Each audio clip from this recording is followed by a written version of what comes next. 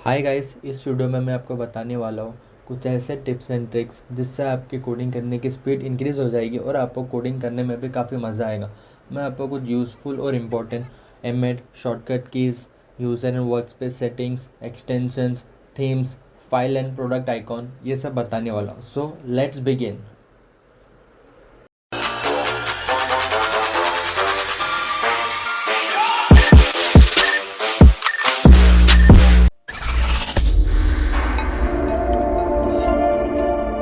तो सबसे पहले हम VS कोड को इंस्टॉल कर लेंगे।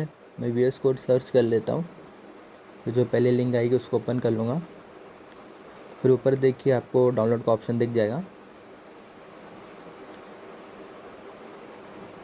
और VS कोड काफ़ी प्लेटफॉर्म्स के लिए अवेलेबल है। मैं उबंटू विंडोज़ के लिए डाउनलोड कर लेता हूँ और डाउनलोड हो चुका है। अब मैं इसको इंस्टॉल कर लूँगा। एग्रीमेंट एक्सेप्ट करके नेक्स्ट कर लेता हूँ। फिर मैं आपको एक इम्पॉर्टेंट चीज़ बताने वाला हूँ जो काफ़ी लोग मिस कर देते हैं। वो ये है कि आपको ओपन विथ कोड का ऑप्शन पे सेलेक्ट करना है। अगर आप ये नहीं करोगे तो फिर आपको फ़ोल्डर ओपन करने के टाइम ओपन विथ कोड का ऑप्शन नहीं आएगा।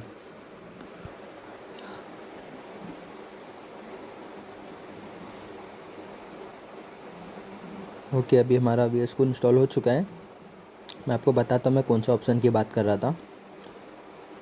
ये देखो, फ़ोल्डर ओपन करने के टाइम ओपन विथ कोड, यहाँ से आप फ़ोल्डर को VS कोड में ओपन कर सकते हो। और मैं आपको कमांड प्रॉम्प्ट के थ्रू फ़ोल्डर को VS कोड में कैसे ओपन करेंगे वो भी बता देता हूँ।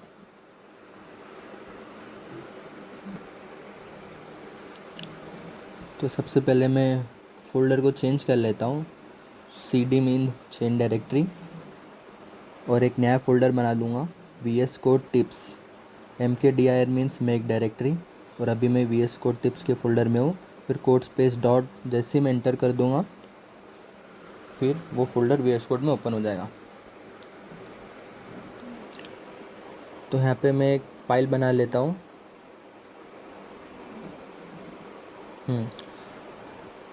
index.html। और इससे पहले कि मैं आगे बढ़ूँ, मैं आपको VS कोड के शॉर्टकट कीज़ बता देता हूँ। ये देखिए, शॉर्टकट कीज़ की शीट है। आपको सारे कीबोर्ड शॉर्टकट कीज़ याद करने की ज़रूरत नहीं है। आपको बस स्टार्टिंग में उनको देख देख के करना है। फिर जैसे जैसे आप प्रैक्टिस करते जाओगे आपकी खुद ही हैबिट बन जाएगी और आप खुद ही शॉर्टकट कीज़ को यूज़ कर पाओगे अच्छे तरीके से। और जितना इस वीडियो में मैं आपको बताने वाला हूँ एमएट और शॉर्टकट कीज़, उतना आप ध्यान में रख लोगे तो फिर बहुत हो जाएगा। और मैं नीचे डिस्क्रिप्शन में मैक, विंडोज़ और लिनक्स की शॉर्टकट की शीट्स डाल दूँगा। और अगर आपको शीट में से नहीं देखना है तो फिर आप VS कोड के अंदर ही शॉर्टकट कीज़ को देख सकते हो और प्रैक्टिस कर सकते हो। और आप इनमें से कोई भी शॉर्टकट कीज़ को चेंज कर सकते हो। आप खुद का कोई भी शॉर्टकट कीज़ इसमें डाल सकते हो। वो मैं आपको आगे बताऊंगा कि आप शॉर्टकट कीज़ कैसे चेंज कर सकते हो। जब आप HTML, नोटपैड या कोई नॉर्मल एडिटर यूज़ करके लिखते हो तो फिर आपको HTML, हेड, टाइटल, बॉडी ये सब पहले लिखना होता है। VS कोड में सिर्फ आपको एक्सक्लेमेशन मार्क टाइप करके एंटर करना है, फिर आपका HTML का बॉयलर प्लेट कोड आ जाएगा। और अब समझो मुझे एक डिव टैग चाहिए जिसका क्लास नेम होगा नेम, तो फिर मुझे बस इतना लिखना होगा। और इसके भी अंदर मुझे 10 डिव टैग चाहिए जिसका क्लास नेम होगा चाइल्ड, तो मुझे सिर्फ इतना लिखना होगा। डिव डिफ़ॉल्ट होता है तो मुझे डिव लिखने की ज़रूरत नहीं है। मैं डायरेक्ट डॉट चाइल्ड एस्ट्रिक्स 10 लिख दूँगा तो फिर 10 डिव्स मेरे आ जाएंगे। और अगर आपको एक पैराग्राफ टैग चाहिए जिसकी आईडी होगी टैग्स, तो मुझे सिर्फ p#id का नाम इतना डाल के एंटर करना है। इसी तरीके से आप कोई भी टैग में क्लास नेम और आईडी डाल सकते हो। सिर्फ आपको इतना ध्यान रखना है कि क्लास नेम के लिए डॉट आएगा और आईडी के लिए हैश आएगा। और मुझे इस पैराग्राफ में अगर कुछ डमी टेक्स्ट चाहिए तो मैं लिखूँगा लॉरेम, इससे सिर्फ एक पैराग्राफ आएगा। और मुझे सिर्फ 2 वर्ड चाहिए डमी टेक्स्ट तो मैं लिखूँगा लॉरेम 2। और अगर मुझे 2 वर्ड भी नहीं, मुझे 2 पैराग्राफ चाहिए तो फिर मैं ऐसा लिखूँगा लॉरेम एस्ट्रिक्स 2। 2 से फिर 2 पैराग्राफ 2 अलग अलग लाइन में आ जाएगा। और इसी तरीके से आपको जितने पैराग्राफ चाहिए, जितने भी आपको वर्ड चाहिए, वो आप यहाँ पे मेंशन करके बड़ी आसानी के साथ में डाल सकते हो। और आप अभी यहाँ पे देख सकते हो कि हमारा टेक्स्ट राइट की तरफ बाहर जा रहा है, तो मुझे राइट स्क्रॉल करके जाना पड़ेगा। अगर आपको नहीं करना है और आपको नीचे ही सारे टेक्स्ट चाहिए, तो फिर आपको वर्ड ड्रैप करना होगा। वर्ड ड्रैप का शॉर्टकट की है Alt+Z। और कुछ छोटी मोटी चीज़ें आई होप आपको पता होगी, बट फिर भी मैं बता देता हूँ इफ़ यू डोंट नो। जैसे कि आपको VS कोड को जूम इन या जूम आउट करना है, तो फिर आप Ctrl+- से जूम आउट कर सकते हो और Ctrl+= से आप जूम इन कर सकते हो। और एक चीज़, और अगर आपकी फ़ाइल सेव नहीं है, तो फिर आप ऊपर देख सकते हो index.html के बाजू में एक वाइट कलर का एक डॉट है, वो आपको ये बता रहा है कि आपकी फ़ाइल सेव नहीं की गई है, तो फिर आप उसको सेव कर लो। और जैसे आप सेव कर देंगे तो फिर वो डॉट चला जाएगा। VS कोड में वन ऑफ द इम्पॉर्टेंट चीज़ है वो है कमांड पैलेट। कमांड पैलेट से आप कोई भी सेटिंग को बड़े आसानी के साथ में एक्सेस कर सकते हो। कुछ तो फिर यहाँ पे मुझे एक मिनी मैप चाहिए, तो फिर मैं पहले कमांड पैलेट ओपन करूँगा। Ctrl+Shift+P से आपका कमांड पैलेट ओपन हो जाएगा। फिर देखो यहाँ पे नीचे टॉगल मिनी मैप है, उसको मैं ऑन कर लेता हूँ। फिर आप देख सकते हो कि यहाँ पे मैप आ गया है। गैस कैसा होता है अगर आपको कोई भी की प्रेस करना है और आप उसको लाइव स्क्रीन पे देख सको, तो फिर इसीलिए VS कोड में एक फ़ीचर है टॉगल स्क्रीन कास्ट मोड। उससे आप जो भी की प्रेस करोगे वो आप स्क्रीन पे देख सकते हो। और अगर आप कोई बड़े प्रोजेक्ट पे काम कर रहे हो, उसमें काफ़ी सारे टैग्स होते हैं और उन टैग्स में आपको फटाफट स्विच करने के लिए आप स्क्रॉल करने से अच्छा आप क्या करना, कमांड पैलेट में जाना, कमांड पैलेट में @ टाइप करना और उसमें आपको जितने भी टैग्स हैं उनकी लिस्ट आ जाएगी। आप सेलेक्ट करोगे तो फिर आप वहीं पे उस टैग में पहुंच जाओगे। उसी तरह आपका C++ का कोई प्रोग्राम है, उसमें काफ़ी सारे वेरिएबल्स और फंक्शंस होते हैं और आपको फटाफट उस फंक्शंस में स्विच करना है, कुछ एडिट करना है, तो फिर आप सेम चीज़ उसमें भी करोगे, ऐड डालोगे और फिर वहाँ पे सारे वेरिएबल्स और फंक्शंस आ जाएंगे। और अभी मैं आपको यूज़र और वर्क स्पेस सेटिंग के बारे में बताता हूँ। ऐसा हम वर्क स्पेस सेटिंग तब यूज़ करते हैं जब मुझे कोई सेटिंग अपने पर्टिकुलर फोल्डर, जो अपने केस में VS कोड टिप्स है, उसके अंदर कुछ सेटिंग्स या चेंजेस करना है, तो फिर मैं वर्क स्पेस सेटिंग में चेंज करूँगा। यूज़र में क्या होगा, यूज़र में आप इस फोल्डर के अलावा जब आप दूसरे कोई फोल्डर में आप सेटिंग करोगे तो फिर वहाँ पे यूज़र सेटिंग अप्लाई होगा।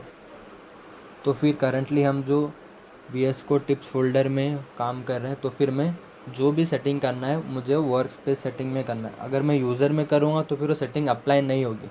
तो फिर अभी मैं आपको स्क्रीन कास्ट मोड की फ़ॉन्ट साइज़ चेंज करके बताता हूँ। आप देखो कि सेटिंग कैसे काम करती है। मैं वर्क स्पेस सेटिंग में जाके स्क्रीन कास्ट मोड सर्च कर लेता हूँ। वहाँ पे देखिए फ़ॉन्ट साइज़ का ऑप्शन है। मैं यहाँ पे फ़िलहाल 25 डाल के देखता हूँ, तो हमारी पहले भी 21 25 सेम थी, तो ज़्यादा फ़र्क नहीं दिखेगा। अभी मैं कुछ बड़ा नंबर डाल के देखता हूँ। यहाँ पे देखो मैंने 50 डाला हूँ और देखो फ़ॉन्ट साइज़ बड़ा हो गया।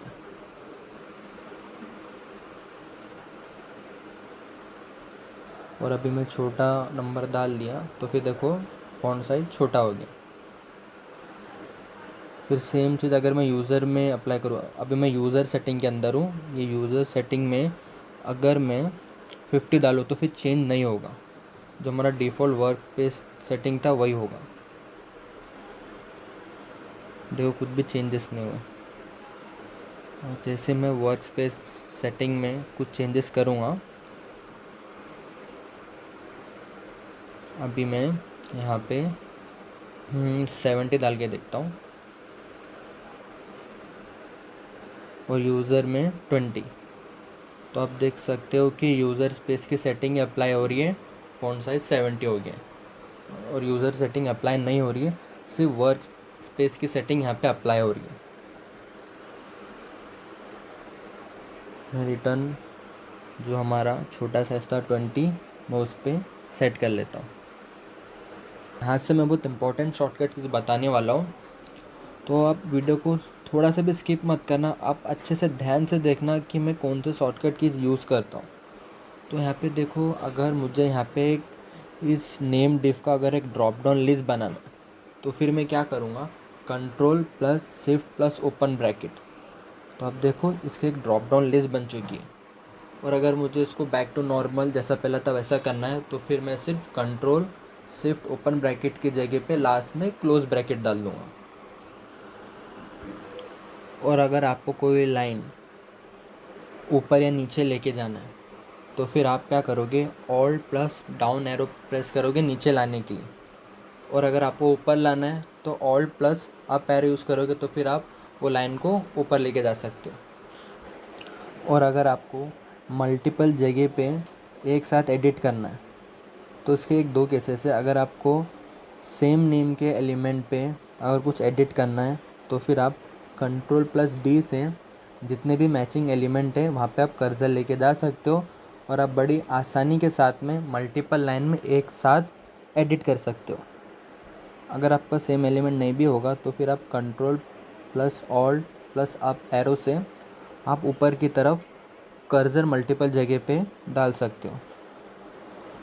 और अगर आपको कोई पर्टिकुलर लाइन में जाना है, तो फिर आप कंट्रोल प्लस जी प्रेस करके और वहाँ पे जिस भी लाइन का नंबर डाल दोगे, तो फिर आप उस लाइन में चले जाओगे। अगर आपको कुछ एडिट करना है या फिर उस लाइन को कमेंट करना है, तो फिर आप कर सकते हो।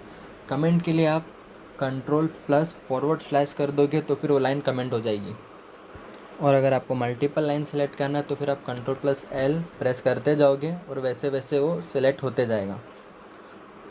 और आपको उन सारी लाइन को कमेंट करना है, तो फिर आप कंट्रोल शिफ्ट प्लस एल से सेलेक्ट कर दोगे, फिर कंट्रोल प्लस फॉरवर्ड स्लैश से कमेंट को टॉगल कर सकते हो। और अगर आपको कोई शॉर्टकट की को चेंज करना है और आपको अपनी मर्ज़ी का कोई और दूसरा कोई की डालना है, तो फिर आप उसके लिए क्या करोगे, मैं आपको बताता हूँ।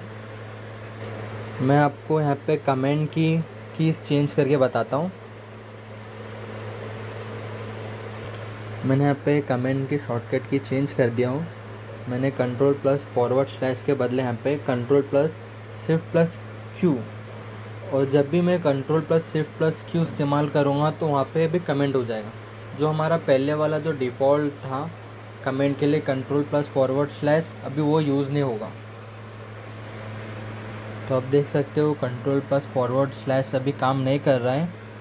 और जैसे मैं control plus shift plus Q press करूँगा, तो फिर ये काम कर रहा है। और कमेंट की जो पहली वाली शॉर्टकट कीज़ थी, मैं उसको वापस से सेट कर लेता हूँ। और इसी तरह से आप सारे शॉर्टकट कीज़ को चेंज कर सकते हो। और आप कंट्रोल प्लस बैकस्लैश से एडिटर को स्प्लिट कर सकते हो। और भी डिफरेंट लेआउट को आप चेक करना है, तो फिर आप व्यू में जाओ, एडिटर लेआउट में जाओ, वहाँ पे स्प्लिटिंग के काफ़ी सारे ऑप्शंस हैं। आपको जैसा लेआउट चाहिए आप वैसा कर सकते हो।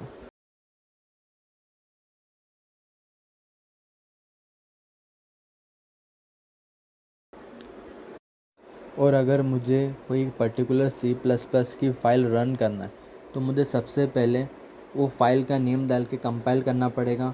और जो फ़ाइल कंपाइल होने के बाद जो नई फ़ाइल आएगी, मुझे उसको फिर रन करना पड़ेगा।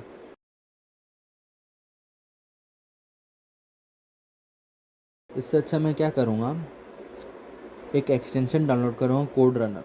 वो कोड रनर से क्या होगा, आपका कोड जैसे आप उसको रन करोगे, तो वो ऑटोमेटिकली कंपाइल और रन होके आउटपुट शो कर देगा।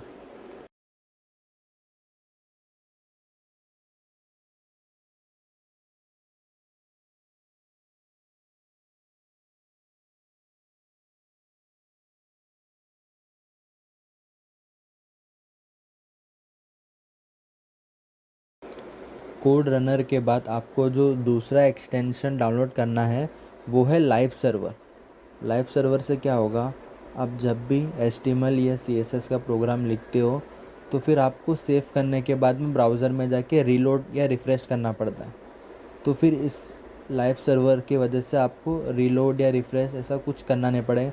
जैसे आप फाइल को सेव करोगे तो फिर वो ब्राउज़र ऑटोमेटिकली रीलोड हो जाएगा। मैं यहाँ पे आपको कुछ एडिट करके बताता हूँ, और बिना ब्राउज़र में रीलोड करे वो ब्राउज़र में अपडेट होता रहेगा।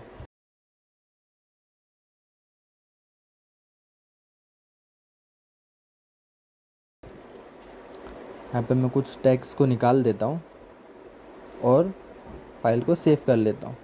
जैसे मैंने सेव करा, देखो ब्राउज़र में ऑटोमेटिकली अपडेट हो गया, मुझे रीलोड नहीं करना पड़ा। और यहाँ पे मैं कुछ स्टाइलिंग देख के देखता हूँ, इसका बैकग्राउंड कलर चेंज करता हूँ, फिर देखो ब्राउज़र में अपडेट हो गया। और चलो गाइस, अभी हम आगे बढ़ते हैं और VS कोड का लुक चेंज करके उसको काफ़ी अट्रैक्टिव बनाएंगे। VS कोड में पहले से कुछ थीम्स ऑलरेडी दिए हुए हैं, लेकिन मुझे इनमें से कुछ खास तो लगे नहीं। तो फिर हम क्या करेंगे, एक्सटेंशन में जाके कुछ अच्छे थीम्स डाउनलोड कर लेंगे। मैं आपको कुछ अच्छे थीम सजेस्ट करूँगा, आप उनको ट्राई करके देख सकते हो। मैं एक्सटेंशन में जाके ड्रैकुला सर्च करूँगा। ड्रैकुला एक थीम है। अभी हम इसको चेक कर लेते हैं कि ये कैसा लगेगा थीम, फिर इंस्टॉल कर लेंगे। ड्रैकुला मैंने सेट कर दिया हो थीम, यहाँ पे आप उसका लुक देख सकते हो।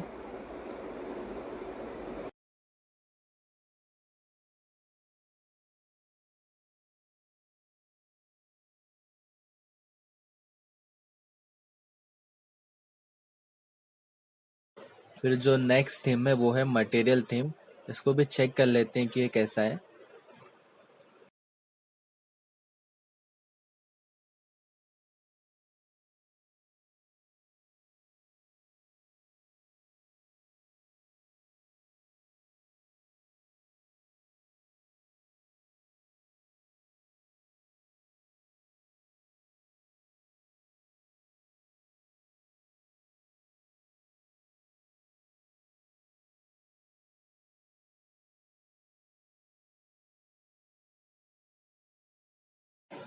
मटेरियल थीम के बाद जो हम थीम इंस्टॉल करने वाले हैं वो है सिंथवेव 84। ये मुझे अब तक का सबसे बेस्ट थीम लगा है और ये काफ़ी अट्रैक्टिव है, और इसका मज़ा और भी डबल हो जाता है जब हम इसका नियॉन ड्रीम इनेबल कर लेते हैं। तो उसको आपको अलग से कमांड पैलेट में जाके इसको इनेबल करना पड़ेगा। कमांड पैलेट में जाने के बाद आपको इनेबल नियॉन ड्रीम सर्च करना है, फिर वहाँ पे नियॉन ड्रीम का ऑप्शन आएगा, उसको आपको सिलेक्ट करके ऑन कर लेना है। फिर आपका कोड में फिर आपके कोड में ग्लोइंग इफेक्ट आ जाएगा। थीम दे दिया है, ग्लोइंग हो रहा है, अच्छा तो लग रहा है, लेकिन फिर भी इसमें कुछ कमी है। कमी ये है कि जो फाइल आइकॉन्स है वो काफ़ी सिंपल लग रहे, और उसके लेफ़्ट साइड में जो 3 या 4 ऑप्शंस हैं, फाइल्स के, एक्सटेंशंस के, डिबगिंग के, सर्च के, इसका भी हम लुक चेंज कर सकते हैं। तो फिर हम अभी फाइल आइकन्स थीम्स और प्रोडक्ट आइकन थीम्स देखेंगे। सबसे पहले हम फाइल आइकन्स थीम देखते हैं। तो ये सब फाइल आइकन थीम्स है। इसमें से कुछ फाइल आइकन थीम्स आपके पास पहले से ही इंस्टॉल होगी, अगर नहीं होगी तो फिर आप एक्सटेंशन में जाके इनमें से आपको जो थीम अच्छी लगी वो आप सर्च करके डाउनलोड कर सकते हो। और मुझे जो फाइल आइकन थीम जो अच्छी लगी हैं वो है मटेरियल आइकन थीम, और जो सबसे अच्छा मुझे जो लगा है वो है VS कोड आइकन्स। आप इसको ज़रूर इंस्टॉल करके देखना, आपको भी काफ़ी अच्छा लगेगा। हमने HTML का आइकन तो देख लिए, अभी जावास्क्रिप्ट और CSS का आइकन कैसा दिखता है वो फाइल को मैं ओपन करके चेक कर लेता हूँ। जावास्क्रिप्ट का भी काफ़ी अच्छा लग रहा है और CSS का भी काफ़ी स्मार्ट है।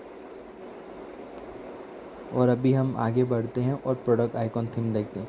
प्रोडक्ट आइकॉन थीम यही जो लेफ़्ट साइड में जो 5 ऑप्शंस है, एक्सटेंशन, फाइल, सर्च, डिबगिंग, वही सब प्रोडक्ट आइकॉन थीम है।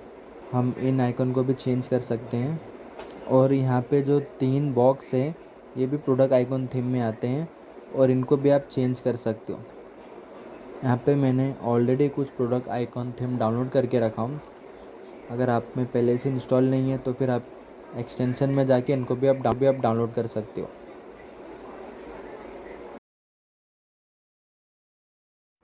सो गाइस, अभी इस वीडियो में इतना ही। आई होप आपको वीडियो देख के मज़ा आया होगा, और कमेंट में बताओ कि आपको ये वीडियो कैसी लगी और आपका फेवरेट शॉर्टकट की कौन सा है।